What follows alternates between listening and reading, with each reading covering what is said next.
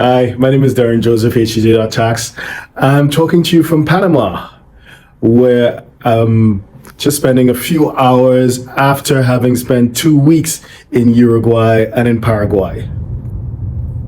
So in this video, I want to, or podcast, depending on where you're listening to it or watching it, I wanted to talk about Latin America in general. On the next 3 videos, I'm recording 4 together, right? And in the next 3 videos, I'm going to talk about Uruguay in one, Paraguay in one, and Miami in the last one. So just generally speaking, there's a part of me that feels really connected to Latin America and the Caribbean. I spent a lot of my formative years in Trinidad, which is just off the coast of Venezuela for those who can't really place it.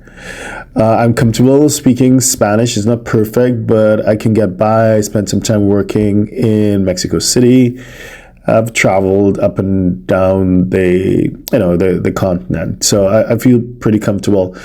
Up to this day, even though I'm primarily based in Asia and Singapore for the past 10 years, I still try to keep up with my Spanish. I read Spanish on Netflix. I would watch the Queen of the South, both the Spanish version with Kid del Castillo and English version with Alice Braga. So I just enjoy keeping up with the language, music, culture, food, etc. It's an incredibly diverse part of the world.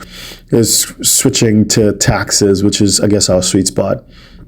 We have high tax jurisdictions, which are incredibly complex, like Brazil. And Brazil arguably may give the U.S. a run for its money in terms of complexity, right? Because you have, federal, you have, anyway. So you also have jurisdictions that are the complete opposite of Brazil or the U.S., which are zero tax. So, for example, the Bahamas, which has no personal income tax.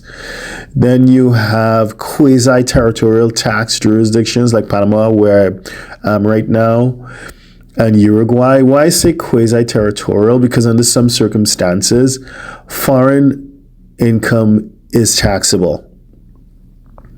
Uruguay, generally, it's a worldwide, taxes on your worldwide income, but there's a special regime or incentive that allows you the first 5 years to experience more or less territorial tax. Then you have a genuinely territorial tax jurisdiction like Paraguay.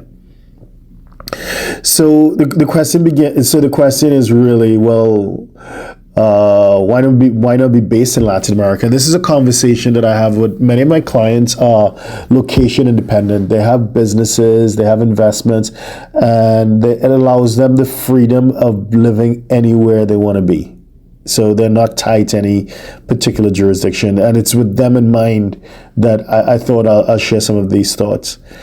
So here are 3 reasons why I probably, given the choice and flexibility, I would not be primarily based in Latin America. One is the bureaucracy. Aside from immigration, I know the U.S. has serious immigration issues, but aside from immigration is super easy in many jurisdictions once you check all the boxes, because they're trying to, and that's understandable, make it easy for people to move. So they kind of cut through a lot of the red tape, so it's super easy. But unfortunately, the other parts of life are still just tied down and bogged down by bureaucracy. I'm talking about incorporation, I'm talking about banking, just anything that has to do with getting business done. It's going to be a hassle. It's just a lot of paperwork. It's not easy. It's not easy compared to many other the big English-speaking countries like US, Canada, UK, Australia, New Zealand. Relatively easy to get certain things done. Second thing is the rule of law. So, generally speaking, and again, I know I'm painting with a pretty broad brush, you need to know someone to get stuff done. And that ties into the bureaucracy, because when there's bureaucracy, it creates a perverse incentive for workarounds. And this is where you have the need to leverage social capital. Who do you know who can cut through the red tape to get certain things done? You can compare that to like Dubai or Singapore. You don't need to know anyone to get things done from a business perspective. The system just works, and unfortunately, that's a challenge.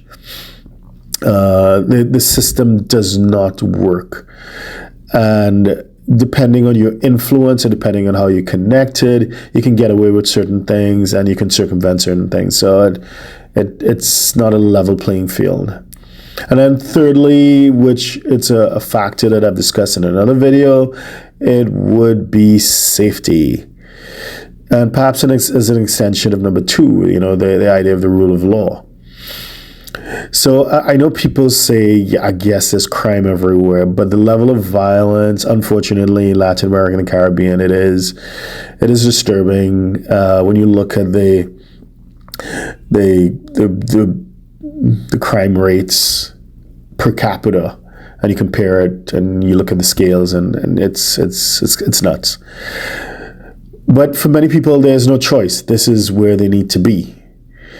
And, if it is that you need to be in this time zone, if it is you need to be close by, my number one option is always going to be Florida.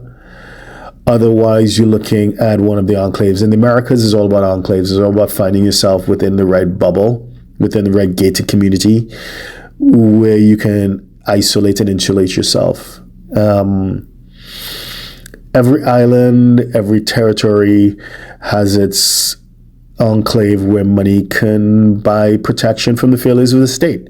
Private security, generators for power outages, faster than usual Wi-Fi, private water supplies if needed, etc., etc. One enclave that I'm going to probably take a deeper dive in one of the following videos, as I mentioned before, is in Uruguay. So if you're a 6, 7, or 8-figure investor, entrepreneur, or business owner who needs a tailor-made solution from a qualified team of professionals, we can help you achieve the international lifestyle, the freedom, and even the tax savings you're looking for. Visit us at htj.tax and live that international life.